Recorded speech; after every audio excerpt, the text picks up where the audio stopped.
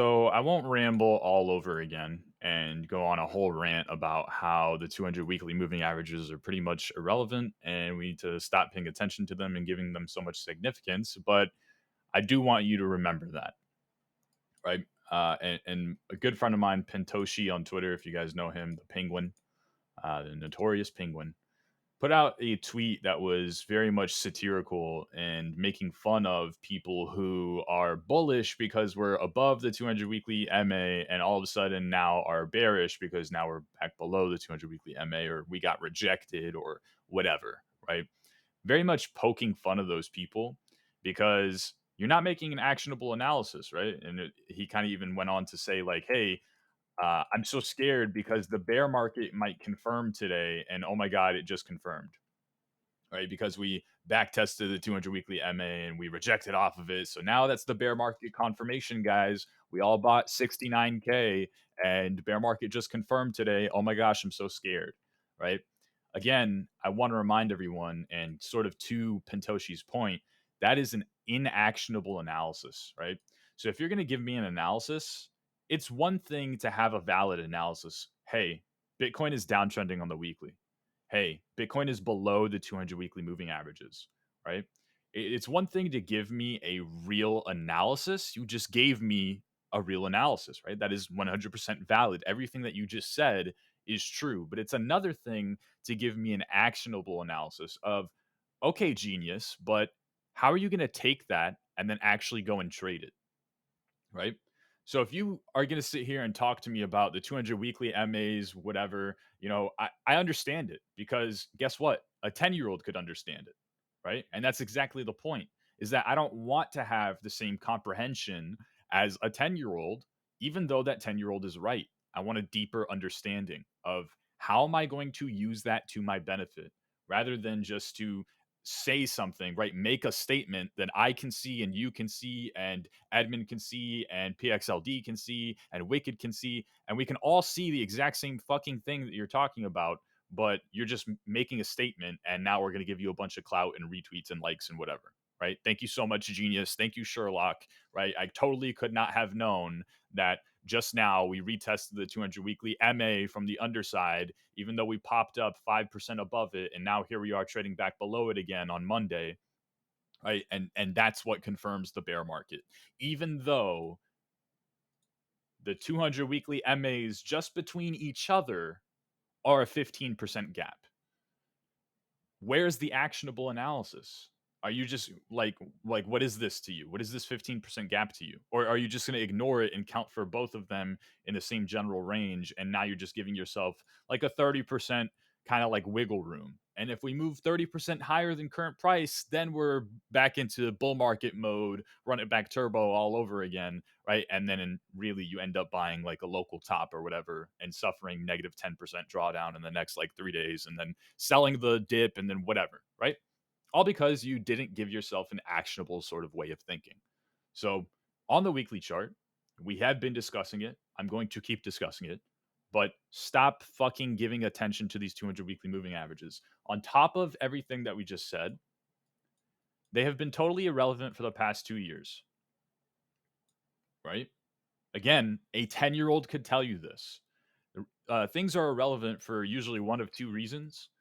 They're either irrelevant because the 200 weekly moving averages are just doing this, right? And we're just kind of like chopping throughout them, and no one gives a shit about the 200 weekly moving averages because they're not worth even paying attention to, right? No one's trading the 200 weekly moving averages and profiting, so it's irrelevant. Stop looking at it, right? None of us would be paying attention to it.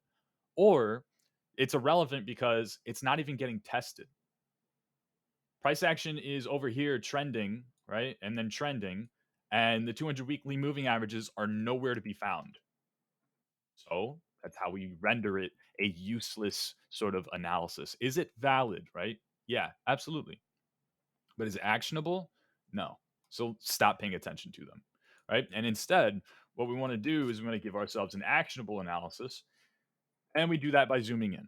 So now we're going to assume a much higher time frame sort of perspective, right? Regardless of where the 200 weekly MAs are, what's currently happening on our daily? Well, our daily market structure is uptrending. we're above the range that we were just trading in for about a month. And on lower time frames, we can justify the uptrend further by saying, hey, we managed to reclaim like our 4 hour 200 moving averages, which were previously macro tops several times, right? So the fact that we're managing to reclaim them here probably portrays the idea that we were already able to understand within 4 seconds of looking at this chart from June to current price that we are in fact uptrending, right? We're able to scale our assumptions up from there. If we were bullish, right, and we're going to see a weekly lower low into a weekly, just even a lower high into these 200 daily moving averages, you have to do this first, right? You have to uptrend on your daily first. You have to break out above the range. You have to reclaim those 4 hour 200s.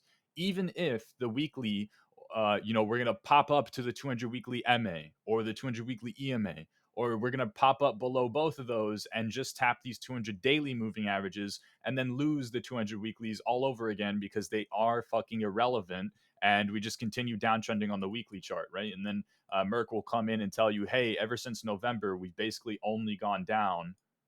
And you knew that just as well as I did because I have the fucking IQ of a cardboard box, right? And the comprehension of a 10-year-old. And that 10-year-old out traded you because they just made an analysis that said, hey, on the weekly, this is heading to the bottom right corner, right?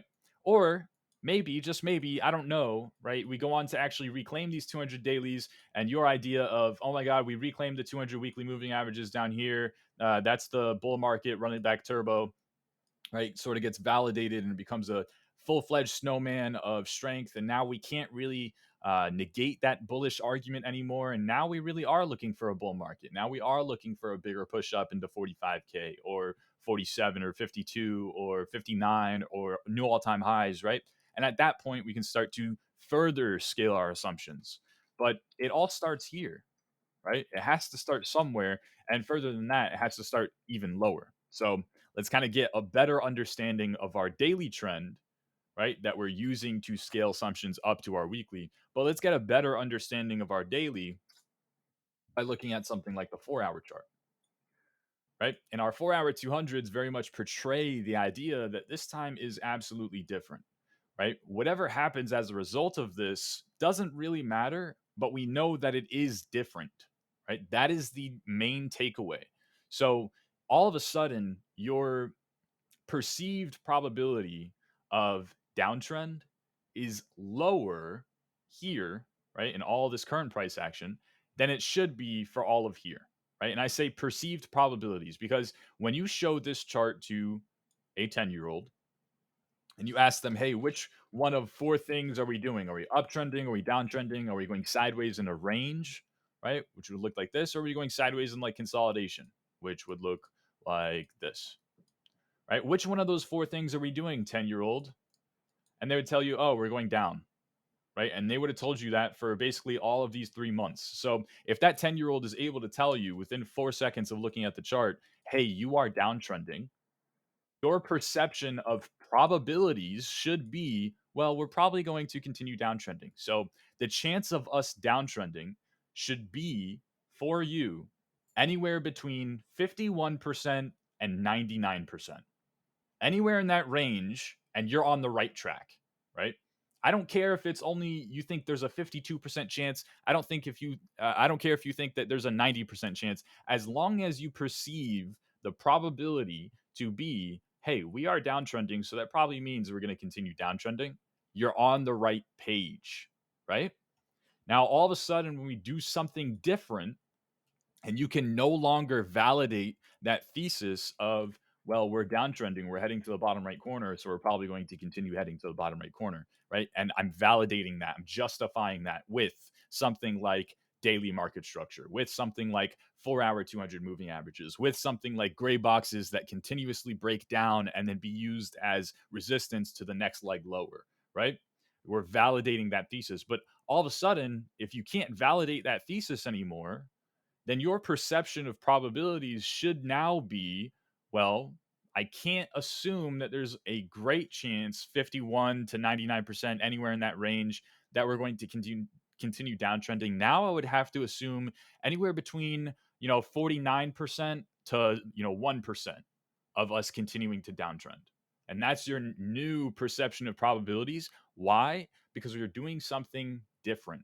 And it all stems from that. It's the significance. It is the, hey, this time is different. So let's take it at face value for what it is rather than start to develop narratives as to why what we're literally watching happen on the chart is not actually what's going to happen, right? We don't want to be in that mindset. We don't want to be coping, complacent, and saying, oh, don't worry about the reclaim of a 3 month long trend and negative 60% downtrend and the first breakout above the 4 hour 200s and the first, convincing breakout of a range and retest of the range. Don't worry about any of that. We're just going to deviate. We're just going to fall back below. We're just going to lose the 4 hour 200s again. We're just going to deviate back inside the range. And we're going to continue downtrending because guess what? When we go look at that weekly, it still says that we're downtrending. And oh, by the way, the 200 weekly MA just rejected us, right? It's a bullshit argument. Yes, you are on the right page because you understand just as much as the 10-year-old does that when you zoom out to that weekly chart, it's still heading to the bottom right corner. However, what's currently affecting you here today? And it's, well, we just flipped a 3 month long trend.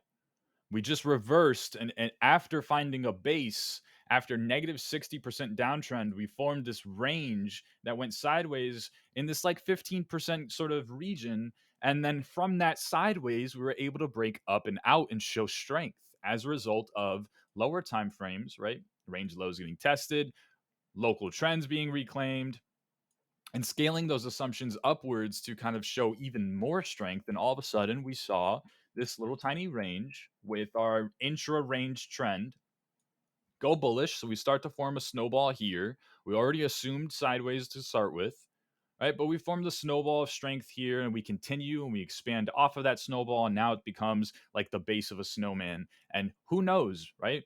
You have to think that if I'm telling you, I'm going to go build a snowman and I have nothing to show you, right? I just have a snowflake and there's just a bunch of snow outside. You're going to think, oh, wow, you're going to go spend hours of your time building a snowman. You know how much work that takes? Right? You're gonna go to the store and buy a nice little scarf and a carrot and a hat and some buttons and whatever, and you're gonna go find sticks to portray its arms, whatever. Like, there's no way. I don't believe you that you're gonna go build a snowman. But if I have a little tiny snowball in my hand and I say, hey, I'm gonna turn this into a snowman, you still don't really believe me, but you're a little bit more you know, convinced. You're giving me a little bit more leeway in terms of believing the thing that I'm telling you, that I'm going to eventually turn this into a snowman, right? And all of a sudden, if I have the base of a snowman and I already have the very big snowball at the bottom and I'm currently working on the body, right? Now you're sort of like, "Oh shit. Well, this guy might actually go build a snowman." Right? And who knows? Maybe, just maybe, we go on to reclaim those 200 dailies, reclaim the 30K supply zone and the 28K supply zone, right? We don't actually know. And then from there, maybe we do have a full fledged snowman. But the entire time, you were just kind of writing me off and saying, no, I see your snowball, but I don't care. No, I see your massive snowball, but I don't care. No, I see the base of a snowman, but I don't care. I still don't believe you. Right? And now we have a full fledged snowman, and you're still in disbelief. You're still saying, it might melt, right? It might melt, or someone comes and destroys it before you get a chance to put its scarf on, right? I still don't believe you, right? And then you're coping, and then you're complacent. All because you failed to remain actionable. You were still too fucking worried about those 200 weekly moving averages where there's a 30% range of wiggle room before you can start to really make an actionable sort of analysis on them, right? Something stupid, something kiddish like that. And that's what you're worried about rather than what's currently affecting you here today, right? And when this mentality pays off, it pays off. I'm saying it works, right? When we apply this analysis back here, we uptrended for 50% over the course of the next month. A hedge fund looks for 7 or 8% return in a year. We made one analysis. We shifted one trend. We made one sort of assumption of a snowman, right? And that led to a 50% rally over the course of the next month. Try and beat that. It's very hard to, right? We made the exact same assumption over here, and it led to another 50% rally in about a month or so. Try and beat that again, right? It's rewarding. And then when we make the inverse analysis, right? It led to only 15% in the opposite direction for 2 weeks. And then it led to negative 45% in the opposite direction over the course of 3 months, right? And then it led to only 10% over the course of the next week, right? It's an appealing sort of mentality to have. You are either right or forced to adjust. This should be your biggest fear right now, right? Because truthfully, you should be positioned as such to whatever the chart is saying. You should be positioned to say, well, we just did something significant that we have not been able to do for 3 months and negative 60% downtrend. I don't know. Maybe, just maybe, that is actually significant. That's how I'm going to position myself. My biggest fear, if that's how I'm positioning myself, is that instead the significance ends up not really meaning much and we only get 10%. And we immediately break down and lose the strength that we work so hard to develop right after 3 months of downtrend and a month long of sideways or whatever, right? And we end up sort of showing something significant only to not do anything significant at all whatsoever. Because again, this is, even though it's 10%, it's a measly 10% because the market tends to move directionally, sort of proportional to whatever it just recently did, right? So when you experience something like the greatest bull market in history,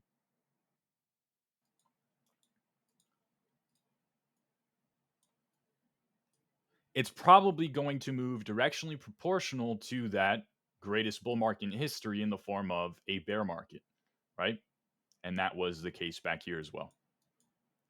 Or on a smaller scale, when you move directionally proportional, or if you're assuming something's going to move directionally proportional to what it just recently did, I guess we could show this on the 4 hour. You would think that if the market was able to rally for, oh, I don't know, 7 months and almost 500%, when that trend finally breaks down, which truthfully it was right here, that's when we made that analysis. You're probably going to get, negative 40, negative 50, maybe even negative 60% downtrend. And it's probably going to be pretty extreme. And oh, by the way, when that negative 40, negative 50% downtrend gets reversed, that's probably going to lead to, oh, I don't know, maybe a 20, 30, 40, 50%, 100% move in the opposite direction. And that's what it did. And then when that 50% moves reverses, you might get 20%, 30%, 40% in the opposite direction. You only got 15, right? Only got negative 15. So on and so forth. Well, that's a 50% move in 1 month, and here it is reversing. We're probably going to get, a negative 30, negative 40, negative 50% move. And then you got that. You got negative 40, negative 50, right? Oh, here's the market reversing a negative 40, negative 50% move over the, downtrend over 3 months. And we're finally doing something different. Let's look for something big. And then you only get 10%. That's it. And then you were forced to immediately adjust away from that analysis. Why? Because, well, if you assess something like an hourly market structure, that's breaking down here, but that allows you to kind of look for that pullback retest of this demand zone and the 4 hour 200s kind of coinciding with that demand zone. And then you can look for the daily market structure, which is bullish trending at this point, to put in a higher low and then eventually go on to make a higher high, break out above this resistance, and kind of validate your theory as to this time being different on a much larger scale. And you only managed to put in a lower high. You got rejected by this resistance again. Somewhere over here, you're losing all the strength that you formed as a trend reclaim, a local trend reclaim. You lost all of it all over again. That should kind of tell you that this is your lower high on the daily in hindsight. And if you don't have any sort of convincing strength argument below you, then you're probably going to put in a lower low, right? So we're scaling assumptions. If you want, you can go back to mid February and you have the live streams. I could even link it to you if you really care that much. But you can go back and you can look at our analysis and how we scaled assumptions and how we're able to get a jump on this price action before everyone else without really speculating too much. And we ended up being right. So is Merck just a genius and his system is just fucking phenomenal? Or did he just get lucky, flipped the coin, and said, well, because we did X, Y, and Z, then that's probably a lower high, blah, blah, blah, and we lost all this strength. There's not really a significant support level below us. This should have been the higher low in the daily. And the fact that it isn't, or it's probably not going to be, means that we're either going to do some sort of like choppy sideways consolidation or we're going to break down. So we need to be fearful of that. That's the biggest fear. And if we break down again, if we lose these 4 hour 200s, if our daily market structure gets reversed, if our lower time frame trend is back into a downtrend again, we already understand that the weekly is downtrending as well. Then the biggest fear at that point should be, well, we might continue the downtrend or we might continue chopping, right? Because we made one analysis, or really, let's take it back even further than that. Let's get rid of the squiggles. We made, let's say, one analysis for 1 month and 50%. And then we made another analysis for 3 months and negative 50%. So 4 months have gone by and we've made 2 analysis in terms of directional bias, right? On a high time frame. And all of a sudden, 2 weeks have gone by and we've already had 2 analysis. Oh, but now a month has gone by and we've made 3 analysis. So compare that, right? Bring that down to a ratio. 2 analysis in 4 months versus 3 analysis in 1 month. It's a drastic difference. That should be the validation. That should be the nail in the coffin that kind of further validates and justifies the initial light bulb of a thought that you should have had back here, which was, well, we might either downtrend or the worst comes to worst, my system is insignificant and I'm forced into assuming chop. And now I have to get rid of and put a pause on putting such an emphasis on something like these 4 hour 200s or a macro trend, right? And all of a sudden, we go from if you show your 10-year-old this price action, what are they going to tell you? If you show your 10-year-old this price action, within 4 seconds, they tell you, well, we're not uptrending, mom and dad. We're not downtrending, mom and dad. We're going sideways. That's it. And you adjusted. You had that on the sort of, you know, wait to entertain those thoughts. And that should be the biggest fear. Do you see the similarity to today? Because hopefully you do. It's an extremely similar sort of scenario where we just had something as significant as a 3-month long negative 60% downtrend. Your biggest fear at the moment should be that we did something significant only to kind of render it insignificant in the coming days or weeks or whatever. Right? And your anticipation should be, well, the thing that is currently happening on the chart is probably what's going to happen on the chart moving forward. Meaning we are now creating higher highs and higher lows in the daily. We have broken out of a month long range. We have reclaimed the 4 hour 200s, which we have not been able to do in the past 3 months. So we're probably going to continue going up, right? From here, we are either right or adjusting. Now, if I'm saying this now, then we're forced to adjust come anything that occurs, right? If we lose our 4 hour 200s, we deviate back inside the range and we're threatening breaking our daily market structure again.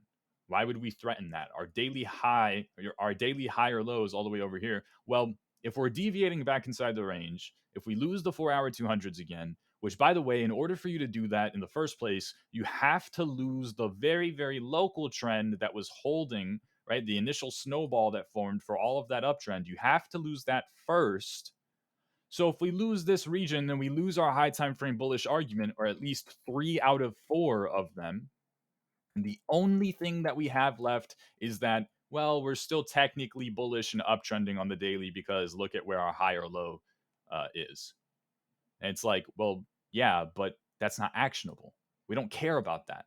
I'm not going to sit here and discuss a higher low in the daily sort of idea if current price is 22.3K and the higher low is anywhere between the next negative 15%. It's not an actionable analysis. You can't go and trade that and make money off of it. It's just not possible, right? So we don't really care about that analysis. We would write it off. We would say, yeah, our daily market structure probably breaks because we're deviating back inside the range. And that implies mid range and then range lows. And we could absolutely head to range lows and continue ranging, and you would break your daily market structure, maybe, right? And you would just continue ranging. And all of a sudden, your trend analysis that you held on to, for dear life, is totally fucking useless. And I could have told you that 15% higher, but you're just now waiting until these lows break or whatever to finally acknowledge that, right? And that is scaling assumptions. So from here, we are either right or adjusting. But remember, because Mercury has to always keep up his reputation, I was telling you this back here. Everything that I just told you, I said this to you over here prior to the additional measly 10, 12% push upwards, whatever it ended up being, right? I don't know, 21.6K or whatever, right? 12% push upwards. If that is the absolute top and we end up deviating back inside the range and losing the 4 hour 200s again, guess what? I still win. I still win. Does everyone understand that? I'm never right or wrong. I'm always right or adjusting. I'm open to any sort of outcome occurring. I'm open to, hey, we could absolutely chop and then continue downtrending, right? And even break down below the range. And guess what? That would be very similar to what we did over here. Except that time we didn't have a very convincing high time frame argument. It would be very similar to what we did back here, right? Or even back here.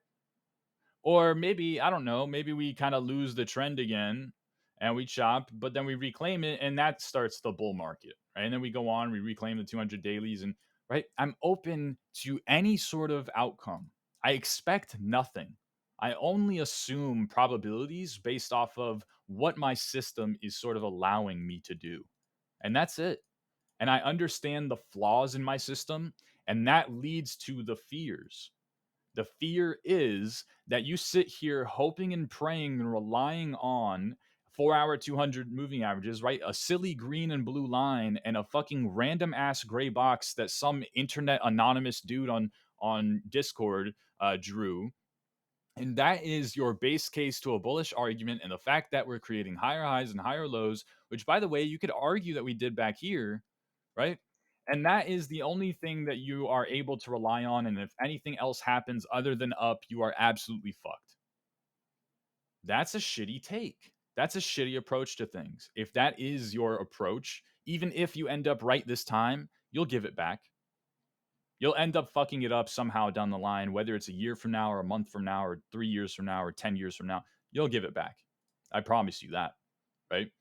You have to be willing to adapt. You have to be willing to adjust. If you're sitting here making a bullish argument today, but after this move, you're probably feeling not too great, right? You probably have some butterflies in your stomach. You're probably a bit anxious, a bit stressed out. But if you made this analysis and you started it from here and scaled the snowball upwards, and then you started to acknowledge the snowman that was forming here, you don't give a shit whether we hold this region or not. Truthfully, you don't.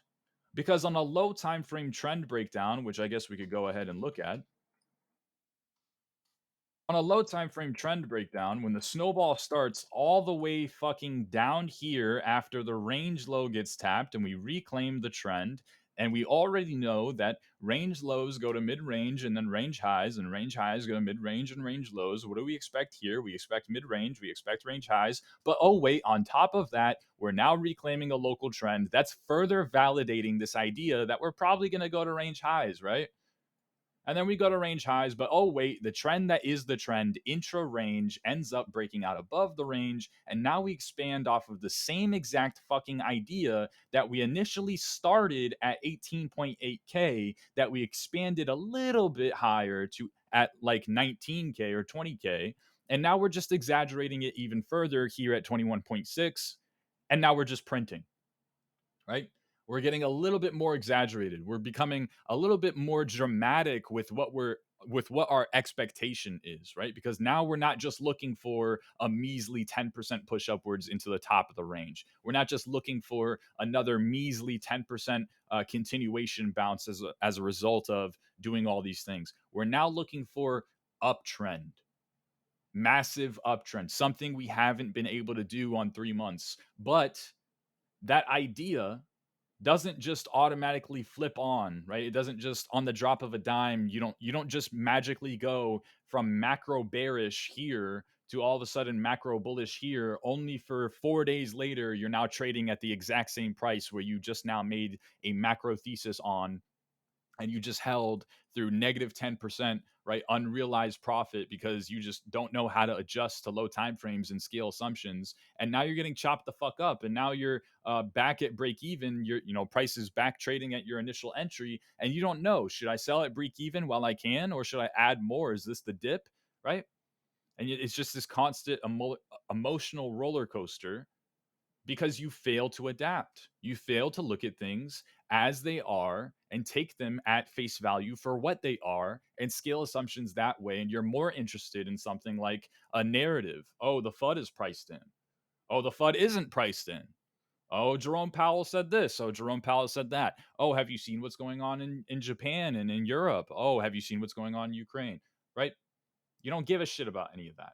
You're just taking the chart at face value for what it is. You're scaling assumptions from there. The chart tells you the narrative. What the fuck is the point of having a narrative? I know when printer go burr because the chart will be doing this. Right? It's going to be heading to the top right corner. Merc, how do you know when the bottom is in? When we're no longer fucking heading to the bottom right corner. It's that simple, right? How do I know when the FUD is priced in? When price stops going to the bottom right corner and instead goes to the top right corner. Right? How do I know when the koala that's stuck in a tree that is currently your massive bearish argument? How do I know when that koala gets down from the tree? When price action stops trading bearishly, right? When we start doing something like this. So this is the point, guys. And this is exactly how we're going to continue. However, if you're using the 15-minute 200s, they were an initial pretty solid, hey, get the fuck out, right? And then obviously we based that assumption off of the idea that they were pretty damn good on the way up. They're the initial snowball of strength that kind of showed. Even prior to that, they were pretty damn good as local resistance, right? Prior to that, on the way up, intra range, there was still a beautiful sort of trend that was getting respected. Prior to that, even on the way down, still intra range, but this time as resistance, right? So we respect these 15-minute 200s. We want to use them. We want to acknowledge them. And we did. And we said, hey, if we lose the 15-minute 200s, that opens up this gate of opportunity for a deeper pullback into this higher time frame zone, where there we can start to look for that higher low on the daily for that much bigger sort of trend continuation on a much larger scale, right? And we said we would continue to anticipate that deeper pullback into that higher time frame zone. And our biggest fear wouldn't be, oh shit, maybe we don't get to buy the pullback. Maybe that's the bottom. Maybe that's the bottom. Maybe that's the bottom. Maybe that's the bottom. That's not a fear. Your fear at this point should be, okay, we're probably going to get this pullback. And the only fear that I have at this time is that we're going to get this pullback and then some, right? And my high time frame bullish analysis isn't right. I need to adjust. We're losing the range highs again. We're deviating back inside. We're losing the 4-hour 200s. We're not finding a higher low on the daily at the region that I thought we would find a higher low on the daily. So we're probably not going to find a higher low on the daily at all, right? We might just continue the range all over again. I might even go on to break down below the range, right? And break the daily market structure and continue the weekly trend. That should be your biggest fear until or as long as we're still below this low time frame trend.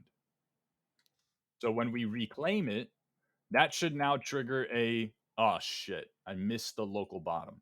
Let me cancel my bids down here.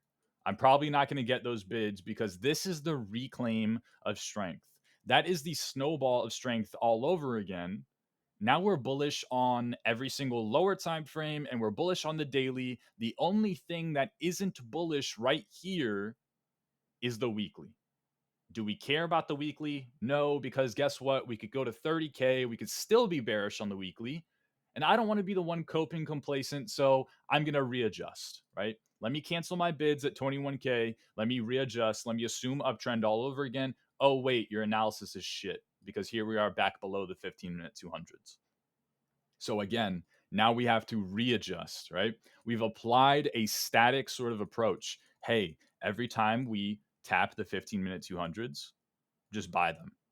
Buy the 15-minute 200s, hydra stop below the most recent low, and you're good. And just trade it into a higher high, whatever that means. And as long as we remain below, or I'm sorry, as long as we remain above the 15-minute 200s, there's no reason to get rid of your entry wherever it was, whether it was this reclaim, whether it was that reclaim or that test, whether it was this test, even though it wasn't the prettiest, whether it was that test or even this test. There's no reason to get rid of your entry as long as we're above the 15-minute 200s. And when we finally lose the 15-minute 200s, look for a deeper pullback. It's a static approach, right? It's dynamic because we're using moving averages, and obviously they're going to adjust to whatever price action is doing, but we're applying the exact same fifth grader sort of mentality each and every single time, and you're printing. You're making money. That's the point. That's the key factor, right? It's an actionable sort of analysis. As soon as it's no longer actionable, you can no longer justify holding on to your position from here or here or here or there or here or here. You can't justify it anymore. So you get rid of that entry. But oh, wait, now you're reclaiming. Maybe I need to get back into my entry with a stop below this low. Maybe that's the local bottom, right? Maybe that's not just the local bottom. Maybe it's the high time frame bottom. Maybe that is the higher low in the daily. And then all of a sudden, your static approach is getting chopped the hell up because it didn't mean shit over here. We led to a negative 3% pullback. It barely got respected as resistance. We immediately reclaimed it only to see what, an additional 3% push upwards, only to lose it again. So now at this point, you should be very much convinced that, oh shit, my approach that has worked so beautifully for me is now not working so beautifully, right? And it's now forced you to give back a little bit of your profit, hopefully, because you would have taken things at face value initially, scaled the snowball upwards, acknowledged the trend, and played it from way down here. So now you're giving back profit. You're not losing, you're giving back profit. You fell off of the wave. That's it. You go back to the shore and you get back onto the next wave. That's it. That's all you can do, right? But it's no longer an analysis that you want to sort of abide by. So now you're forced to adjust. Now you're forced to assume, okay, maybe this is a range, or maybe just maybe we actually end up downtrending. Does everyone see the similarity to this lower time frame analysis to how we just kind of broke down the higher time frames, where you're forced into a different sort of set of perceived probabilities, where all of a sudden now the only things that you can assume are chop or down, right? So you are once again fully expecting a test of your range highs, a test of your 4-hour 200s at minimum. But you need a new actionable analysis, right? We kind of go back to respecting the 15-minute 200s, and then at times we don't. How do we know this is significant? Well, we don't, because that wasn't significant. So how do we know this time will be? Just because we kind of got somewhat of a reaction here, we got a decent reaction here, we got a good reaction there. Now all of a sudden our 15-minute 200s are significant again. Well, I'm not too convinced, right? We have to find something else to portray to our puny little brains. How are we going to look to take action? And then you could go to something as simple as one time frame higher. So the 30-minute. Oh, well, look at that. That's still pretty damn good. That's resistance. That's support. That was support down here. That's almost resistance, but that's resistance. That's support. That's support. That's nearly support. That's support. And that's resistance. And this was resistance as well. That looks a lot cleaner than the 15-minute to me, right? And again, that's an intangible thought. That looks cleaner. What the hell does that mean, Mercury? I don't know. It just looks better to my puny little brain, right? I can see less sample sizes of us literally losing money and having to readjust continuously. You're not right, so you're adjusting, but then you're not right again off your adjustment, so you're forced to readjust. But wait, your readjustment isn't right, so now you have to readjust, right? There's less of those. That's all it means. So we're cleaner, right? So now we're going to use these 30-minute 200s to portray the trend. So as long as we're still below this very, very local trend, the 30-minute 200s, your fear should not be, am I going to get my pullback entry? Your fear should be, you're probably going to get your pullback entry, which, by the way, that was it, right? Pretty much. I mean, you can't really ask for much more than that. Remember, you are trading a high time frame sort of swing idea, right? Your fear should be, I'm going to get my pullback entry and then some. And now on a very, very, very high time frame, I have to readjust. Either way, you should win. You should absolutely win, right? And if your expectation is, well, yeah, Merc, I think that this is going to be a deviation. Everything that you said about February are the same thoughts that I kind of had already prior to watching the stream. I think that we are going to deviate back inside the range. The 4 hour 200s are not going to act as any sort of high or low. They're not going to act as a bottom. They're not going to be the trend shift that everyone's hoping and praying for them to be.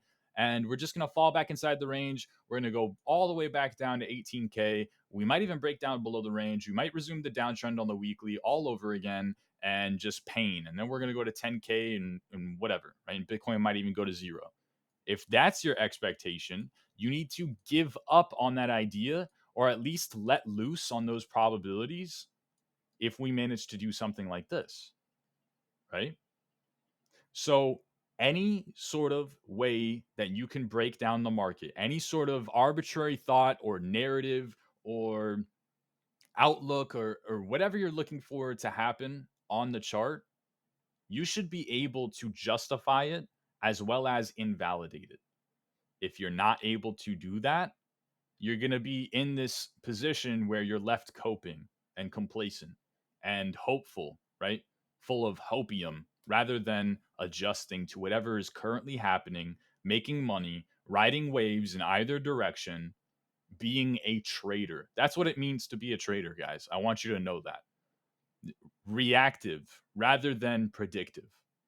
It's so dumb to put an emphasis on your own thoughts, on what you predict to happen, rather than just simply looking at what's actually happening. If you put an emphasis on what you predict or your own thoughts or insights or whatever, and you don't have the market experience to back that up, right? You're sitting here basing your expectation for price action off of an instinct, but you don't have more than 2 years of experience looking at markets. You're sitting here listening to a 23-year-old college dropout talk about a green and blue line and some sort of like snowball analogy. And yet you are developing this macro thesis as to why Bitcoin's going to go here and then there and then what it's going to do and blah, blah, blah, and whatever. And that's usually how you end up out traded by the 10-year-old that just simply said, well, on the 30-minute, we're going down. But when you zoom out to the 4 hour or the daily, we're going up. But when you zoom out higher to something like the weekly, we're still going down. And that's how you end up getting traded or out traded by that puny little 10-year-old. And their simple analysis that might not have been actionable, but they at least got the directional bias right. They at least caught the bulk of the move, right? They were at least on the right side in terms of anticipation. And our job is to apply that 10-year-old's analysis and give ourselves a way of thinking, a way of approaching things to acknowledge what is actually occurring on the chart. And then, based off of what's actually occurring on the chart, then we can tie narratives to it. Then we can tie our own instincts and our own thoughts. And maybe it's alpha, or maybe we're just watching the coin flip on heads and saying, well, yeah, it probably landed on heads because of X, Y, and Z random bullshit that nobody cares about. Right? That's how we should look to trade. So, unless your thoughts are instinct or alpha, which I can't imagine anyone watching this that's the case, truthfully, unless you're a macroeconomist, unless you genuinely feel like you've been doing this for years now and you've just been nailing it, predicting, markets, whatever. Someone like Jacob has 15 plus years of experience. So, yeah, regardless of what my system says and Jacob says, hey, I think that X, Y, and Z is going to happen, I'm at least going to hear him out, right? Because he has that instinct, he has that alpha, he has that edge from all that experience. But me, I have 6 years maximum, right? And 3 years with my system. And the system has much larger or much more greatly outperformed my own thoughts. My system has very much kept me out of a coping or complacent sort of mentality, right? And yes, it makes me bullish at something like this macro top, but the point is, it has me bullish on the way up into that top in the first place. So when we break down and I end up being bullish at the top, I'm not wrong, right? I'm not losing. I'm just adjusting. I'm forced to adjust, right? And this exact same system keeps me on track to negate my own thoughts at times like this when I'm screaming, hey, this reminds me of 2018. This looks absolutely fucked. I've never seen the Bitcoin chart look this bad in all my years of trading. And then my system says otherwise. And then I'm forced away from, oh, it's a descending triangle. Oh, it's 2018 all over again. Oh, it's this. Oh, it's that. Have you heard about what Elon Musk said? He's over here fudding Bitcoin, blah, blah, blah. I stopped caring about all that stuff. Why? Because my system, the system that I put in place, the very simple 10-year-old understanding of, well, hey, this probably isn't heading to the bottom right corner anymore. So maybe it's going to stop heading to the bottom right corner. So when it works, it really, really works. And even when it doesn't work, we give ourselves a backup plan, a blueprint of how we're going to remain actionable, of how we're going to continue adjusting, of how we're going to approach the market to ensure that regardless of any fucking outcome, we win. That should be the idea at the end of the day. That should be the goal at the end of the day. So that whenever whatever happens from here, Merck can come in to the next live stream or the live stream 2 weeks from now, or whatever, and say, "Hey guys, remember when we talked about this? I told you so." Even if we go up, even if we go down, even if we do neither of those, and we just end up chopping for the next 3 months, like we did back here, right? We at least acknowledged it. We at least gave ourselves a way of portraying those thoughts and those fears and those expectations, and we adjusted along the way. So hopefully that kind of lays out the Bitcoin sort of blueprint for everyone. That was a 30-minute ramble, I think. No, that was way longer than 30 minutes. That was almost an hour. From here, we'll talk about ETH USD, but it's really not too much different. Very much the same kind of idea. So 4-hour 200s are much lower than current price. So they're not actionable to us at the moment. But we do want to pay attention to whatever the more local trend is, which might be something like the 2-hour 200s. But we can't really tell because they recently got chopped up. Right? As of prior to this, we managed to kind of use them as macro tops to the overall downtrend that was occurring. This is like a negative 75% downtrend or something like that. And then when you reclaim that trend, you would assume at least a push upwards into the zone, but probably something much, much bigger. And you only got the push upwards into that zone, right? You only got a measly 10% push into your 4-hour 200s again, into the range highs, right? Before breaking back down and losing the trend and having to render this trend useless. And from there, it is useless. We haven't really respected it since then. We haven't pulled back down to test it and seen a reaction off of it. It's been irrelevant, right? Remember, things can be irrelevant for one of two reasons. This is kind of a little bit of both. It's irrelevant because we stop respecting it, and then it's irrelevant because we stop even caring about it. It doesn't matter to us right here, right now, right? So if we want a more actionable approach on ETH, we have to zoom in a little bit further, even and adjust to whatever the more local trend is. So, does the hourly 200s show us anything that the 2 hour 200s haven't already told us? No, right? It's the same exact sort of analysis. Actually, it's worse. What about the 30-minute? We can say, oh, well, actually, that's a little bit better. It's not amazing because it wasn't all too relevant back here, but it started to be relevant somewhere over here. And here we are breaking down below them. That might be a decent analysis to work with. So let's keep that in mind. But also, let's go to the 15-minute. And here we can say, oh, wow, look at that. 15-minute 200s, resistance, resistance, resistance, resistance, resistance, support after testing the range lows, right?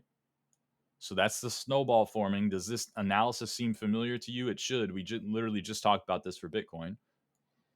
We should anticipate mid range and then range highs. And oh, wait, here we are at range highs. So maybe, just maybe, if we lose this trend again, we're probably going to go back to mid range and range lows, and we're going to continue ranging as the range implies. But as long as this local trend is still maintained, then we actually threaten breaking out above the range. We threatened it back here, we threatened it over here, but each and every single time we lost the trend and then the range analysis took priority, right? We lost the trend and the range analysis took priority. Here, we didn't lose the trend, we actually broke out above the range. Oh, I don't know, maybe this time's different. You scale those assumptions. You start the snowball in lower time frames, you move it upwards, right? You roll it down the hill, you see how much snow it collects. Maybe it goes to 1400. Oh, look at that. We're at 1400. Oh, the trend is still maintained. Okay, maybe we break out above 1400. Oh, here we are breaking out above 1400. Okay, let's look for 1700. Oh, we didn't get 1700, guys. Merck was bullish at 1630, the exact Pico top. Yeah, genius. Thanks for letting everyone know. Be sure to mention that I was also bullish at these range lows, and I scaled those assumptions upwards at 1080. Right. And I'm just now starting to be able to invalidate my analysis somewhere around here at 1530. And the top was 1630. I'm really not missing out on too much. In fact, I should be profiting. I should be making money. You're sitting there talking about how I was bullish at the top. I don't give a shit. Get all the tweets, all the retweets, all the clout, likes, favorites, shares, whatever. I don't give a shit. I'm making money. It's very hard to be pissed off or care about what people think or say about your system when you are profiting, right? So that's exactly what we do. And then we say, oh, well, since we lost the 15-minute 200s, we can now anticipate a deeper pullback. The next zone is 1400. So let's look for a pullback into there. That just kind of makes sense, right? We just trade things level to level. As long as we are above this local trend, we're going to keep looking for 1700. Now that we're not above that local trend, level to level, the next level is 1400. Oh, here we are reclaiming the trend again. Oh, in hindsight, we're probably not going to get 1400. That was probably the low. That was probably the daily or the 4 hour high or low. And here we are reclaiming the trend. Let's run it back turbo. Let's look for the higher high. Let's look for 1700. Who knows? Maybe if we break out above that, we'll go on to whatever the next resistance is. And you do that, and yet you only get a measly 6% push upwards as a result of that reclaim, right? And that readjustment, only for you to break back down below the trend all over again. So now here, you should be very much convinced that, oh shit, we're not uptrending, we're not downtrending, we're probably trading more something along the lines of like a range. All right, something like that. And then you would say, oh, let's stop paying attention to the 15-minute 200s. We made one analysis, we rode that analysis up for about 40%. Everyone told us that we were idiots for being bullish at the top, but then we sold for about 30% realized gain. We got a 6% push upwards. We compounded our profit pretty nicely, but we then kind of had to sell the remainder of whatever we didn't take profit at break even or maybe even a slight loss. And now our analysis that made us all this fucking money so that we can not really give a shit about what people have to say about our system is now getting absolutely chopped up and torn to bits. So let's stop paying attention to it. It's probably not going to make us more money. It's probably actually going to lose us the money that we already made off of it, right? And that is remaining actionable. That is making sure that you're able to adapt to the new information as it comes. And then you only get like a what, -2% drop as a result of losing the 15-minute 200s again before reclaiming them again and seeing what another 1% push upwards before losing them again and seeing a minuscule push downwards and then reclaiming them again and seeing, right? So we get the point. Now we start to chop sideways. Now you form a new sort of system, a new approach to how am I going to scale assumptions upwards for ETH? Well, as long as we remain in this sideways, we're probably just going to continue going sideways. Range highs, mid range lows, mid range. Oh, look at that. That worked pretty nicely. Here we are back at range lows. Let's look for mid range highs, right? All right, let's just continue and anticipate that. And oh, wait, when we break down below the range, we can look for the pullback into something like our 2 hour 200s, into something like our $1,400 demand zone, maybe even into our 4 hour 200s. And if we break out above the range, then this consolidation was probably fuel to the overall uptrend that we absolutely 100% guaranteed understand is an uptrend when we zoom out to that 4 hour, when we zoom out to that daily. You can show it to a 10-year-old and they're going to tell you, hey, this chart is going up. And maybe, just maybe, we continue going up. And then we can say, well, the high time frame trend, the 4 hour, the daily trend took priority. This was fuel to the fire of the overall uptrend. And here we are heading to 1700. And I don't know, maybe we break out above that and we go to whatever the next level is, and the next level, and the next level, and the next level, right? Or maybe we break down. We can now look for, at minimum, a pullback into 1400, a pullback into our 2 hour 200s. Guess what? If we break down below those, you can now look for, at minimum, a pullback into, oh, I don't know, the range highs at 1260 with your 4 hour 200s again. If we lose those, then maybe, just maybe, oh, I don't know, the weekly trend that 10-year-old can also tell you is a weekly downtrend as of the past 8 months, 9 months, and it is today, probably has taken priority. And now all time frames amongst literally from the 1 minute to the weekly are all telling you, hey, we're heading to the bottom right corner. And a 10-year-old could have told you that within 4 seconds. That's how we scale assumptions. That's exactly the snowball mentality paying off. All of the analysis that I just gave you should be actionable. You shouldn't have to DM me and say, hey, Merc, what do you think about buying range lows? What do you think about $1,400 demand zone with 2 hour 200s? Hey, Merc, we're trading above the range. What do you think about that? You shouldn't have to do that. You know my thoughts because my thoughts are that of a 10-year-old. I'm pretty sure you can understand a 10-year-old's thoughts, right? I'm very certain of that. So that's the sort of way that you need to be able to break shit down to make it digestible to our puny little brains as to why we're able to justify an expectation, right? Either up or down, or even in this case, sideways. Why we're able to justify that up, why we're able to justify that down, why we're able to justify sideways, right?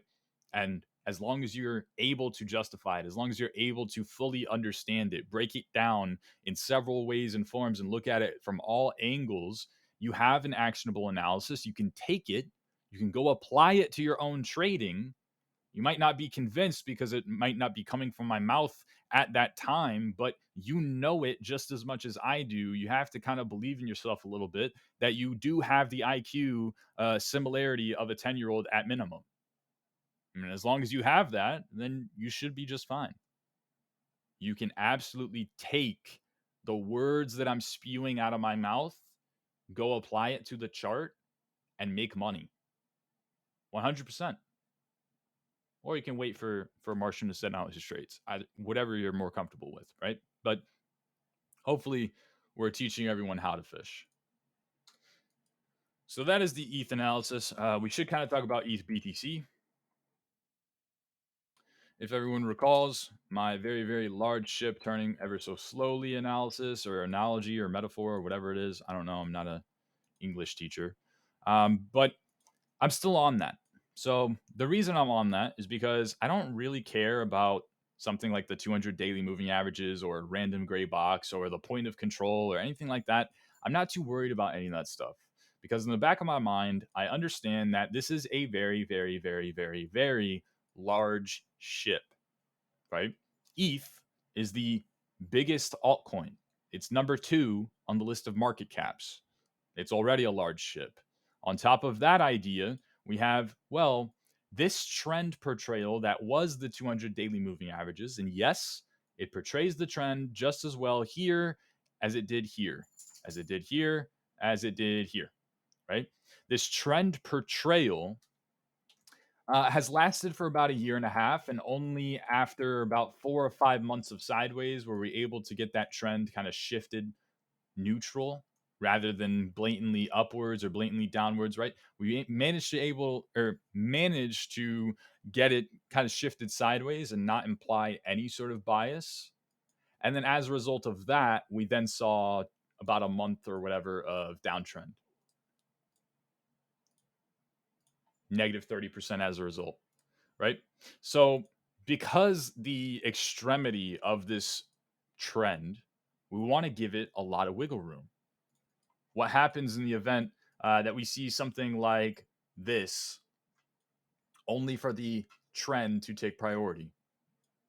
And at this point, it is a 2 year long trend. But we were so focused on being precise pinpoint geniuses that we lost sight of the much bigger kind of grand scheme vision, right? And we fell victim to, oh, merge, right? ETH merge narrative, or ETH is going to flip BTC or whatever, right? And we lost sight of that bigger picture. In this context, we lost sight of the bigger picture, large ship turning slowly downtrend, whatever, right? Because we kind of fell victim to, oh, but Merc, we all in two candles broke out above the 200 daily moving averages, retested them, and saw another push away from them. So that means we're macro bullish again, right?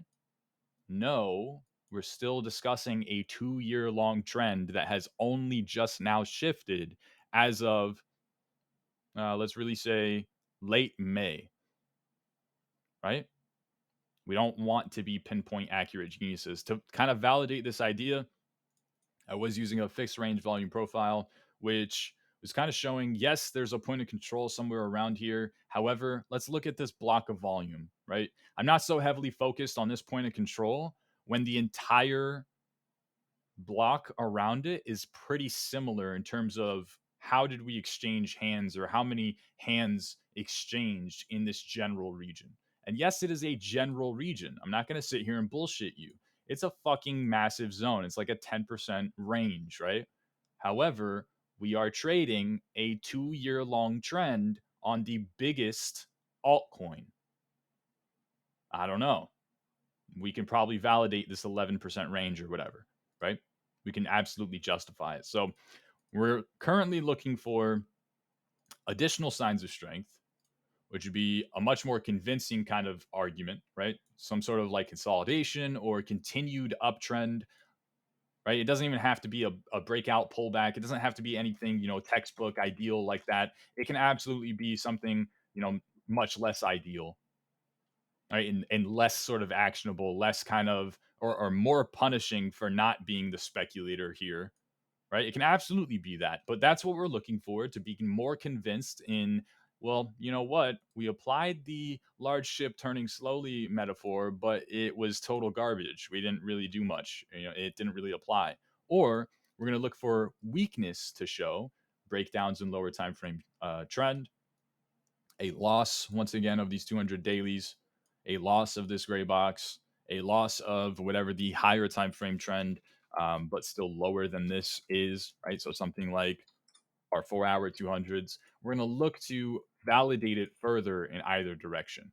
If we lose the lower time frame trend, which I'm sure is doing something along the lines of this, we're probably going to pull back into these 200 daily moving averages in the gray box, right? If we lose that, we're probably going to pull back into the 4 hour 200s and the previous range highs. If we lose those, well, we were absolutely right to assume that this was still a large ship turning slowly, because at this point, we're probably just going to resume turning the large ship slowly to the downside.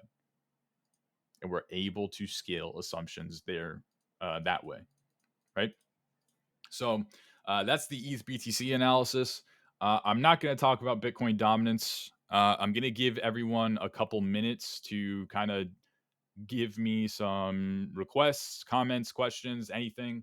And in the meantime, I'm going to go take my puppy out. So I'm going to put up a little thing here that says, well, we'll just draw it out. I'll be back in 5 minutes. All right. So I'll be back in 5 minutes. Everyone go take a potty break. Oh shit, I shouldn't have said that word in front of her, in front of my puppy. But that's what I'm gonna go do. I'm gonna give her a little p word break, and everyone go to drink and a snack and whatever, and we'll meet back in 5 minutes. So if anyone has anything for me, but all right.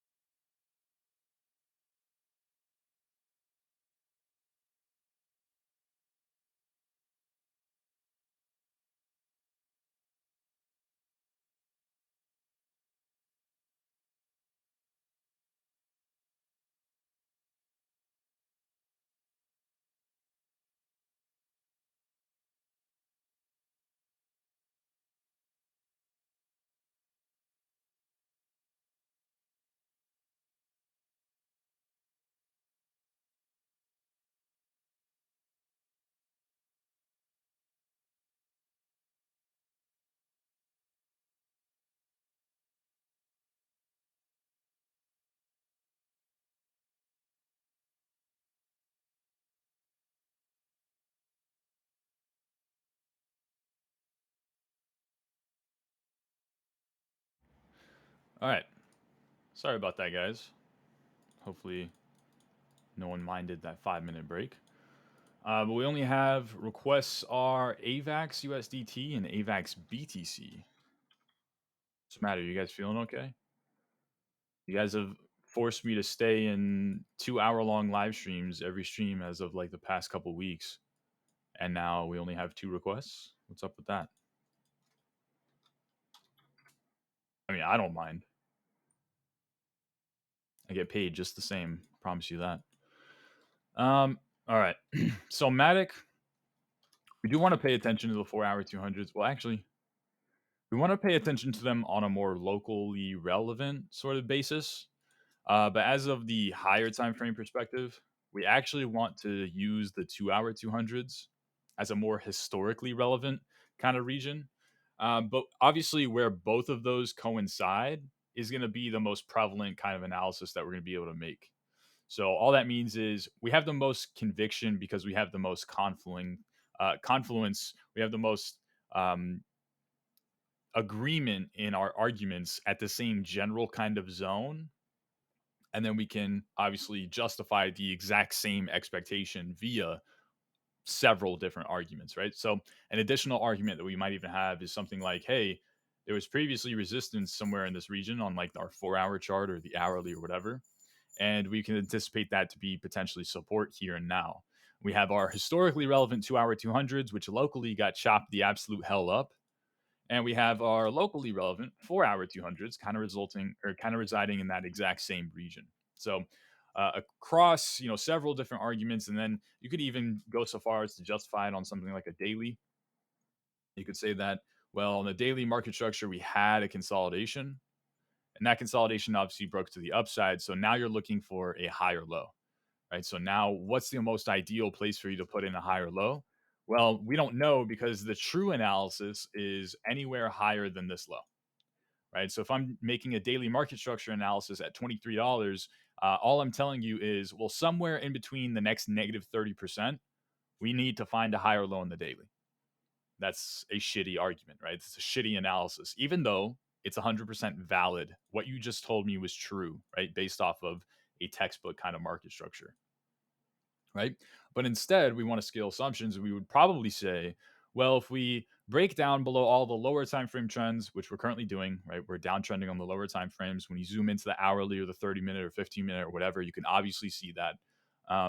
But we lost all of our lower time frame trends. We lost the random gray box at $21 that Mercury drew. We lost the 4 hour 200s, which were locally relevant, and we lost the 2 hour 200s, which were historically relevant as far as like the past 3 months or whatever. Right? We lost all those arguments. So we're probably not going to find a daily market structure high or low anywhere higher than this region. We're probably just going to continue breaking down, right? And that's how you scale those assumptions. But that's also how you tie in the initial daily argument that you would have had within 4 seconds of looking at the chart into your speculation, into your theory, and then adding that on as an additional kind of point of confluence, right? So basically, at this point, the only thing left is to determine what the lower time frame trend is. So I'll go to something like the 30-minute. I think this is probably what we're going to use to portray it now. But in hindsight, we probably would have been paying more attention to the 15-minute 200s because they were more actionable, right? And then here we would have assumed, okay, well, we're probably going to get a deeper pullback. And that obviously wasn't true. We got uptrend again, or at least that's what you would kind of think. That's the bottom now. We're probably going to resume uptrend. But from there, you're forced to readjust all over again. And at that point, you would say, okay, well, 15-minute 200s are shit now. Right? They were previously alpha. I made a bunch of money off of them. It was nice. It was fun. It was dandy. I enjoyed every minute of it, obviously, because now I can go buy my girlfriend a nice Gucci purse. But at this point, they're going to lose me money. We might have to return that purse, right? So let me stop paying attention to the 15-minute 200s. And instead, I'll pay more attention to the 30-minute. And that's where you would end up as of right now, right? So that's the analysis that we're going to roll with. But I want you to see how we got to that analysis in the first place. So the analysis from here is you would really anticipate this region to hold on a higher time frame, but you would still be open to the thought that it doesn't, right? So your biggest fear right now is not only are you going to get your entry somewhere in this region, right, which you might already be getting, but you're going to get much, much more than that. Meaning our high time frame kind of base of a snowman also melts to complement the initial snowball melting in the first place, right? And that is the downtrend that when you zoom into the 15-minute, the 30-minute, the hourly, you can absolutely see that in several different ways and forms, this is 100% a downtrending structure, right? A 10-year-old could tell you that. So maybe this new weakness snowball gets much, much bigger, or maybe your high time frame analysis puts its foot down and reverses that snowball back bullishly. And at that point, right, somewhere over here, when you're reclaiming that local trend again, in hindsight, you'd probably go on to say, oh, you know what? My high time frame analysis, where my 4 hour 200s, the daily resistance being flipped into support, my 2 hour 200s, and my daily high or low, that's probably, that was probably it. That was probably the dip buy on a higher time frame. That was probably the swing long entry. So now let me look to anticipate uptrend further from here on a much higher time frame based off of those initial sort of high time frame arguments, right? We scaled our way up into them to make it more actionable. So I'm actually not going to draw out a setup for you. I kind of want you to think about it for yourself. Oh, my puppy dog's whining. Everything that we just discussed can be broken down, right? And the only thing left would be to look for a stop loss, which you oftentimes hear me say your entry is also tends to be your invalidation. So the only way that you would, uh, no, I'm not going to draw out the setup, but you know what it is. You would look for the confluence in agreements. You would look for something to put your stop loss below. So maybe this low or that low, even, right? Ideally. And below the 4 hour 200s, below the 2 hour 200s. Um, sorry. Below the gray box, right? All that stuff, and trying to assume the daily market structure because no one wants to have their stop loss all the way down here, right? On an entry up here. So scaling assumptions upwards, but still not trying to be too speculative. So we're also going to go to AVAX BTC.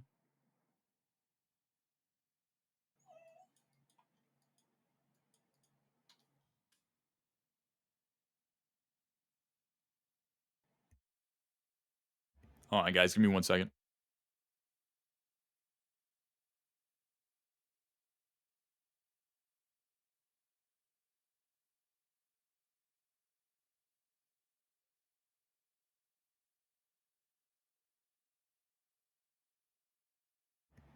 All right. Sorry, guys. AVAX BTC on a very, very high time frame. We can all tell that this is absolutely still headed to the bottom right corner, right? And we can't really form a validation to counteract that argument uh, until something like these 200 daily moving averages and this gray box is reclaimed, right? So we need a more actionable approach because obviously no one wants to wait until all the way up here to then finally say, oh, by the way, AVAX compared to BTC, it's way outperforming. It's bullish now, guys. And it's like, wow, thank you, Sherlock. I totally did not know that. All right, so we would use something like the 4 hour 200s, or at least that's initially what I would go to. They're not too useful for a lot of this price action. They're decent prior to that. And then obviously they're pretty damn good over here, right? So again, they're locally relevant, but they're not really historically all too relevant because we were using probably something else to portray the macro trend during all of this, downtrend. So the snowball of strength or the scaling of assumptions would have started on a lower time frame and actually would have been more actionable, and it would have been the 2 hour 200s. So it's kind of interesting to me that we made basically the same exact analysis for AVAX BTC and AVAX USDT, in that the 4 hour 200s were locally relevant, but not historically, and the 2 hour 200s were historically relevant. And actually, on the BTC chart, they're locally relevant as well. So again, we have sort of a confluence in agreement that somewhere in this general region, we need to maintain the trend. And if we can't do that, then we're probably at minimum going to pull back into this, massive gray box, and we might even resume the high time frame downtrend that we all know within 4 seconds of looking at this chart is a high time frame downtrend. We might head to the next gray box and the next gray box and the next gray box, right? But as long as we're still above all those regions, and we're still above the 2 hour 200s, we're still above the 4 hour 200s, we're still above this random gray box that I'm about to draw, right? That is support, support, support, resistance, resistance, resistance, resistance, support, support, and we're looking for it to be support here now too, right? In addition to the argument that we were already going to make, in addition to something like our daily market structure that we all can quite clearly tell is in fact an uptrend. We had consolidation, again, very similar to the USDT pair, and we broke out. Now you went from high, lower high, higher low to high, higher low, higher high, right? That is now an uptrend. So this is kind of the do or die zone or whatever. I hate using that term, but it's the best way to kind of get that point across. And then the only other thing that you would need is the lower time frame trend. So the lower time frame trend would probably at this point be there was no trend, and you are better off making a range analysis, right? So something along these lines. And as long as you fail to even reclaim the range, then you do not need to fear, oh shit, am I going to get my AVAX BTC entry, right? Oh shit, is this the bottom? Here we are bouncing 2% off the lows. Oh my God, that might be the bottom, right? And you don't need to have that fear, right? As long as we're still below the range, as long as we're not falling back inside of it, right? Reclaiming, confirming that this is kind of like a deviation similar to that time, then there is no fear other than, okay, I'm going to get my pullback entry, but I might get much, much more than that, right? We might not only pull back into my entry, we might break down much, much deeper as well. Wicked, I see your mic is unmuted. You got something to say, my man? No? Hello? Oh, okay. Here, you muted it again. But yeah, that's how I would look to trade AVAX. And yeah, we'll go to Matic USDT.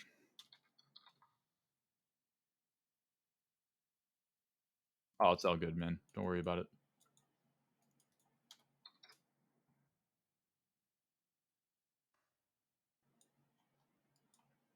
So very similar to what we just said for AVAX BTC on a high time frame. We all know, looking at this chart, within 4 seconds, this is a downtrend, right? In a very, very grand scheme of things, it's a downtrend. We can use something like these 200 daily moving averages to portray that idea, right? Because if we're going to sit here and discuss the weekly trend or the weekly market structure on like an 8 month or 9 month outlook or whatever, right? That invalidation is like all the way up here. So that is from current price, that is an additional 120% move. Whereas the analysis that we just gave ourselves, if we're using something like 200 daily moving averages to scale those assumptions upwards, is only a 50% move, right? So we just cut it down in half. Yes, 50% is still 50%. It's still not actionable. It's still not a good analysis, but it's a whole lot better than 120%, right? That's the point. And if we continue whittling it down, we should be able to justify things amongst all time frames. If we go to something like our 4 hour chart, we might be able to use the 4 hour, but I think we can do a little bit better than this because they got absolutely chopped to hell, totally disrespected. Prior to that, they weren't really all too relevant. We got one test and that's all we really had, right? So I think we can do a little bit better than this. So let's try some more obscure time frames. Let's go to the 3 hour, and that's immediately a lot better. And let's even go to something like the 2 hour, and that's a whole lot better as well. So we can kind of use a mixture, a conjunction of both of those, the 3 hour and the 2 hour, which, by the way, are coinciding at relatively the same region, right? Kind of like AVAX USDT, kind of like AVAX BTC, where we're paying attention to these higher time frame trends. We're paying attention to this level.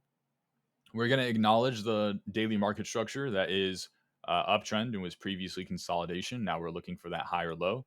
So we want to ask ourselves if we were ever going to put in that higher low on the daily, rather than saying, oh, it just needs to be somewhere lower, or I'm sorry, it needs to be somewhere higher than this negative, 37% drop, and we're good. We're still bullish uptrending on the daily. Rather than make that an analysis, we would assume that if we're going to find our daily high or low, it's probably going to be somewhere in this region. So if it's not somewhere in this region, we're probably not going to find a higher low in our daily, right? And we're able to justify that based off of something like the 2 hour 200s, which we can see get respected and portray the trend nicely, based off of the 3 hour 200s, which are also coinciding in that relatively same general region, on top of the random gray box that Merck has drawn in his chart, right? And all of a sudden, we're now fully able to justify both why Matic might continue heading to these 200 daily moving averages and maybe go on to reclaim them and shift into a weekly uptrend and go up forever, right? Up only into new all time highs and blah, blah, blah, whatever. But we're also able to invalidate that thesis and say, well, we can probably write that off as, yeah, that's not going to happen. Don't dream, right? Don't get too far ahead of yourself anytime soon, and we can go back into anticipating the initial, well, hey, when you look at this on the weekly, the past 9 months we basically only gone down. What's different today, right? And we don't know what's different today, because we're showing the exact same strength here that we did on this push upwards, right? We did that here too, and both times it meant nothing because that weekly trend took priority. So we have to scale those assumptions, right? And on lower time frames, we want to remain actionable. So kind of we're going to look to play into an analysis we're already able to kind of make, which is that you can either argue consolidation or kind of like equal lows here. And then obviously these are like lower highs. So you can argue like descending triangle, whatever, blah, blah, blah, yada, yada. We could also do something like trend style analysis. So let's look for the trend that we respected on the way up.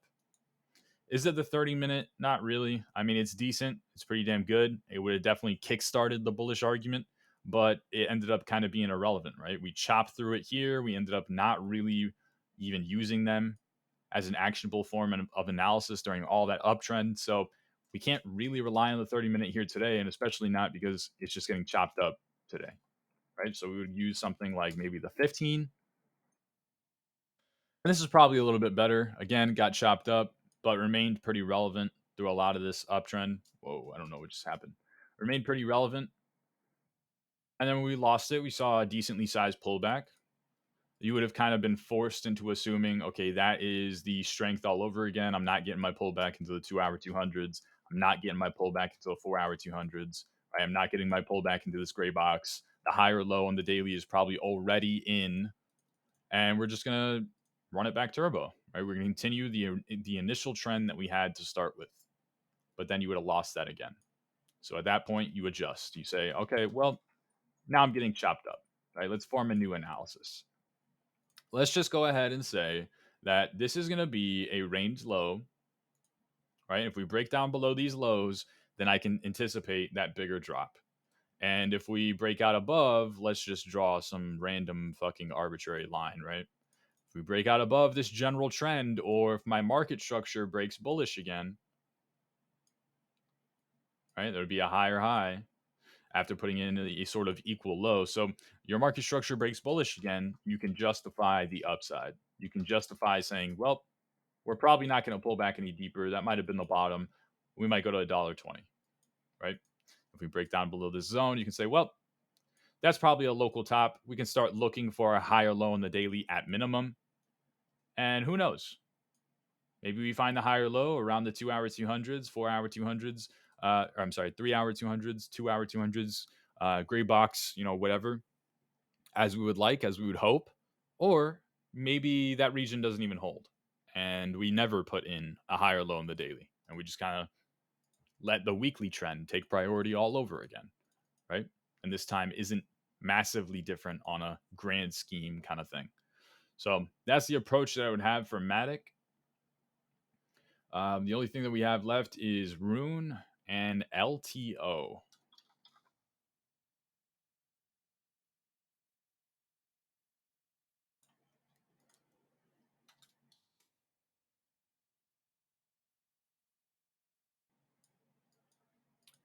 All right. So, on a very grand scheme, you all know just as well as I do what the trend is, right?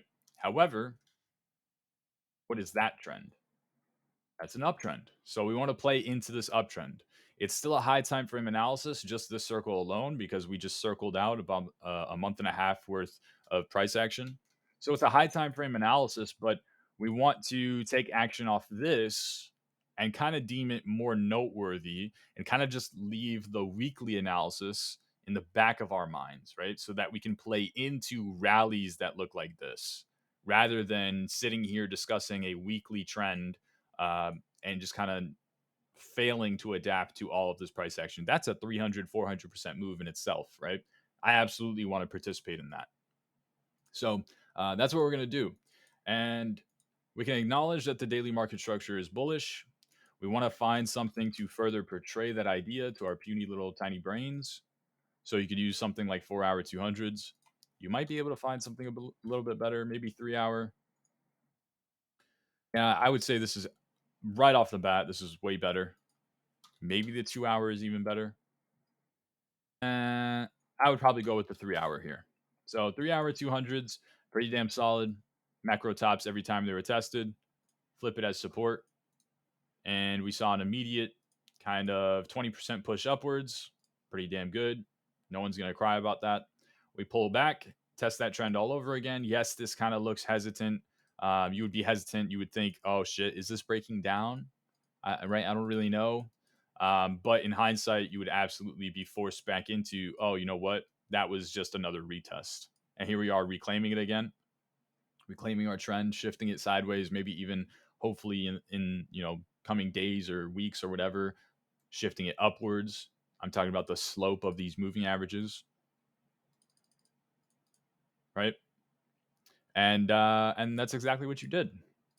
You continue that trend, you would be able to acknowledge it here. In hindsight, this is probably just another retest. No, it's not extremely pretty. It's not precise. It's not, what you would like it to be, but not everything's going to be the way you like it, right? Not everything's always butterflies and dandelions and rainbows.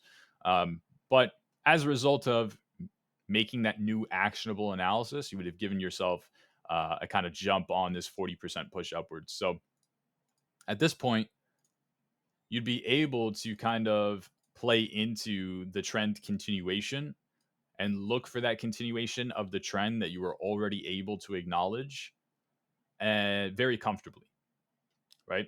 Because even if you're wrong this time around, hopefully, as a result of using those lower time frames to scale assumptions both to the upside, but also, hey, genius, I know that you were targeting 340, but here we are losing the lower time frame trend. So maybe, just maybe, if you haven't taken profit on the way up to 340, take profit here and now instead, because we might pull back into your initial entry in the first place, and you don't want to round trip your profit and not see any sort of realized gain as a result of all of your hard work and that 40% push upwards that we just did, because you got too greedy and you thought too big. And now when we pull back to your initial entry, you're an emotional mess and you're saying, oh shit, should I be adding more? Should I be selling before we break down below my entry?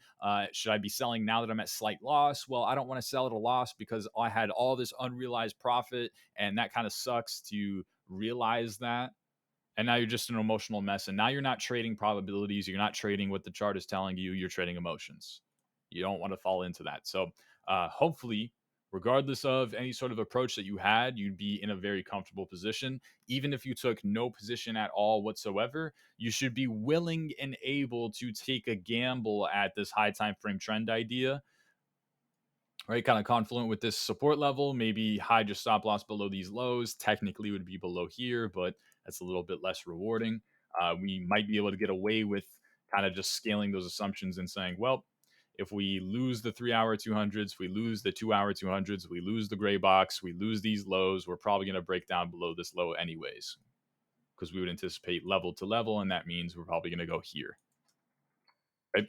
And that's exactly how we would work. And the only other thing that we need to take note of would be the local trend, which you could have used to scale assumptions in both directions. Would it have been the 15-minute 200s? No, absolutely not. You would have instead used something like the 30-minute 200s. So you would have used these. Why? Because it's cleaner, right? Another intangible thought. Merc, what the hell does that mean? It means that you get chopped up less, right? It means that you're not um, forced to adjust and then readjust and then readjust and then readjust based off of your readjust, right? You don't have to do that. It's just one fluid analysis and it continues and it pays off handsomely. And then when it's wrong, you're just kind of riding the wave, but now in the opposite direction, right? So we'd be using these 30-minute 200s to portray the local trend with the understanding that if this local trend ends up snowballing its way into weakness amongst all time frames, and we lose the 2 hour 200s, we lose the 3 hour 200s, we lose the gray box here, we're probably going to lose the daily market structure. Well, in hindsight, then this was the start to the overall cascade on a much higher time frame, because we know that the weekly is saying downtrend, downtrend, downtrend, because the weekly has been saying downtrend, downtrend, downtrend for the past year and a half, right? And if it continues to snowball into something much, much bigger and we get, I don't know, maybe an additional 200% relief bounce or even just another 20% relief bounce, I absolutely want to pay attention to it and acknowledge that and try and play into it rather than sit here and argue about the weekly trend where we could continue the weekly trend even if price action continued another 50 to 80 to 100% higher than current price. And yet the whole 50 or 80 or 100% move, we're still arguing about the weekly trend. It's stupid, right? We don't want to do that. We want to take action. So um, that's how I would play into Rune. And then the only other thing that we have left is LTO USDT. And that's going to be our last one. We're going to wrap up the stream.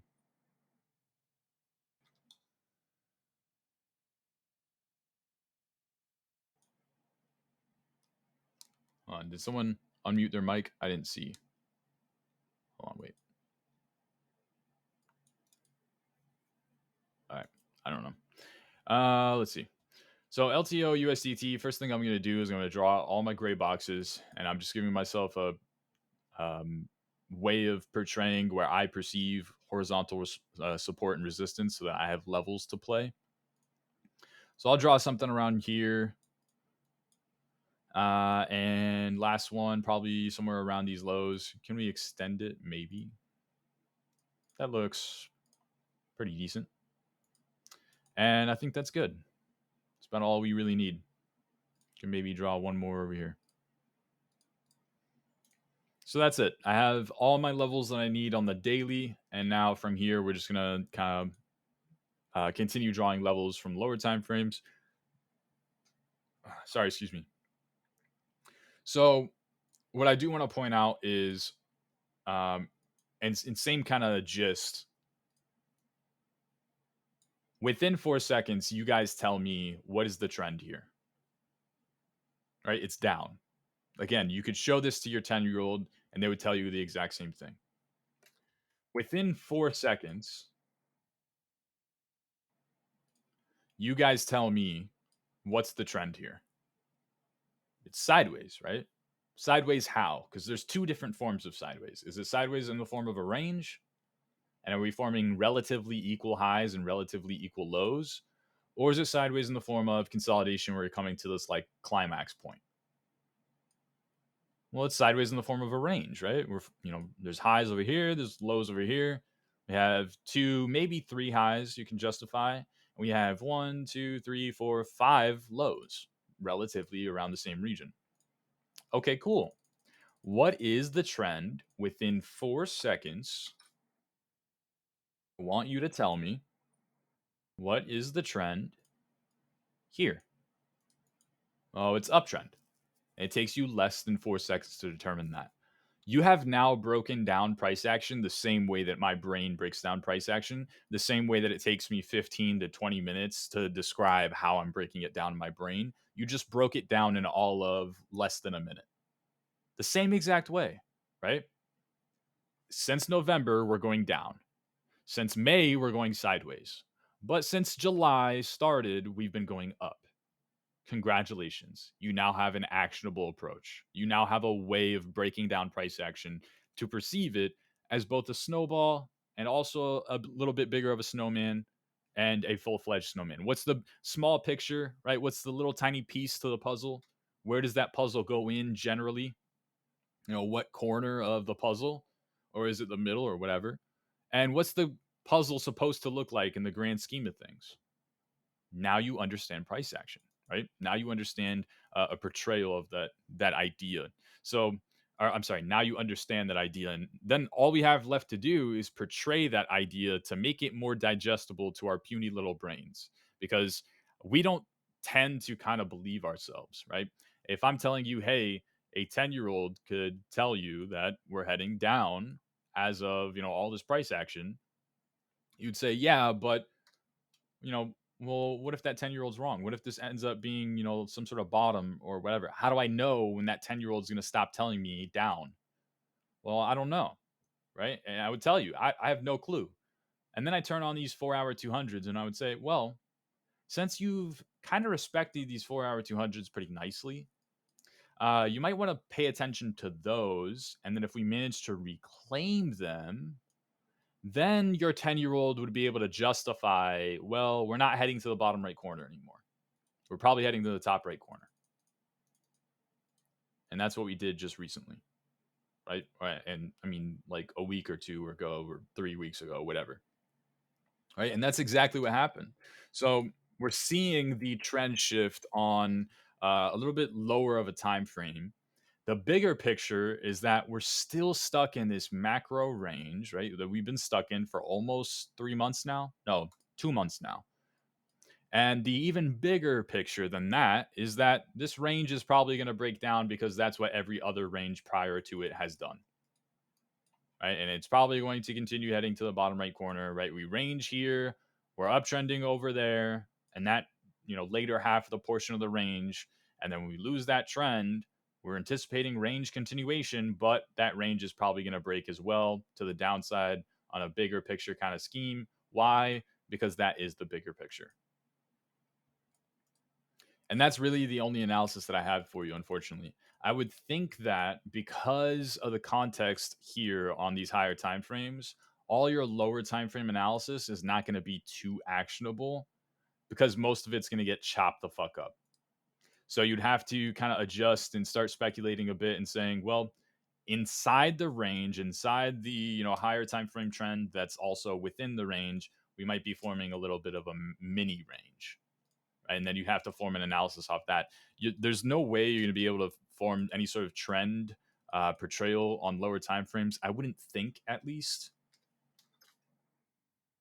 Actually, the hourly 200s are pretty damn solid, so maybe keep watching those. But any further than that, trying to continue giving yourself an actionable analysis, I can't imagine you're going to do too well. Right? You would give back a lot of these profits. So I would stick with that higher time frame, the 4 hour, and then the understanding of the macro range, and keeping it in the back of our mind that if the range breaks down, then what did you really expect? Because that has been the trend for the past year. So, and then don't fight that. And then in the meantime, you can use something like hourly 200s and 4 hour 200s to kind of base an analysis as to why this general leg upwards within the range isn't done.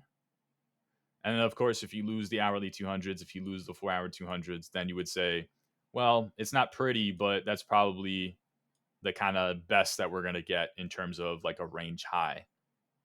It's not ideal because our range highs are probably all the way up here, but that's probably the best we're going to get. So hopefully that helps kind of break stuff down for everybody. I think we ran through everything, right? Yeah. But yeah, hopefully that helps, guys. I hope you got some value from today's stream. I hope I keep making you laugh. I hope everyone had a great weekend as well. That's always important. weekends have been a nice chance to kind of reset, relax. Um, so yeah, I hope everyone took advantage of that. Um, Probably a pretty crazy week coming up with, I believe, FOMC, if I'm not mistaken. We have some pretty big tech earnings that might shake the market, increase some volatility everywhere. I think Microsoft, Apple, and Google, if I'm not mistaken. So maybe a pretty big week. I don't actually know. Last time we said that was the literal top, right? Barry, everyone knows that meme. Going to be a big week. And then we broke out like 10% and we topped. So I don't know, but just keep your head on your shoulders, keep breaking stuff down in terms of lower time frame, keep everything in perspective as to, each time frame, low time frame, mid time frame, high time frame perspective, and make sure that you have an actionable approach to anything that happens, and you should be just fine, right? And unfortunately, if you don't have that, then it's not that you might be fine. It's that I can't imagine you would be fine at all. I would actually think that you're probably going to wreck yourself. So that is the mindset, the mentality that everyone needs to be in. Hopefully, I'm very much pounding that into your brain every time you come into this stream and watch me regurgitate the exact same information over and over and over for hours at a time, right? Just rambling. So I hope you guys got value from it. I hope you enjoyed it. Hope you got some laughs and whatever. But yeah, that's it for me today. I will see you again on Wednesday. Take it easy, everybody. Much love.